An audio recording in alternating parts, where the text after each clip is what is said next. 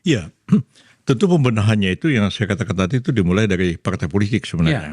Karena seperti pasal 22 itu kan tegas mengatakan bahwa hanya partai politik yang bisa ikut dalam pemilu betul. legislatif DPR sampai DPRD itu.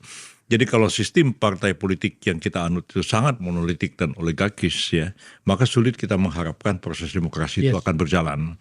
Nah ini tidak mudah ya, dan tapi harus dilakukan, dan saya kira Pak Prabowo itu sangat berjiwa besar beliau untuk melakukan reformasi ini, dan tentu membawa implikasi kepada semua partai politik yang ada, baik di parlemen maupun di luar parlemen sekarang ini.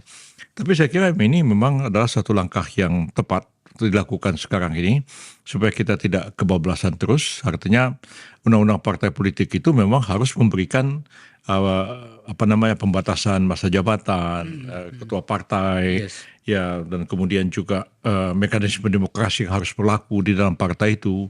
Dan selama ini kan memang ya anggaran dasar partai ya seserah aja partai itu mau nyusunnya itu saya kira harus dibenahi sehingga betul-betul partai politik yang satu-satunya lembaga yang boleh mencalonkan calon-calon anggota DPR dan DPRD itu betul-betul demokratis, dan kita harapkan juga nanti siapapun yang dicalonkan oleh partai itu melalui satu proses yang adil, demokratis, dan transparan bagi semua. Nah, karena itu di sini akan terjadi debat panjang nanti mengenai apakah kita proporsional tertutup atau kita proporsional terbuka, seperti sekarang ini kita laksanakan.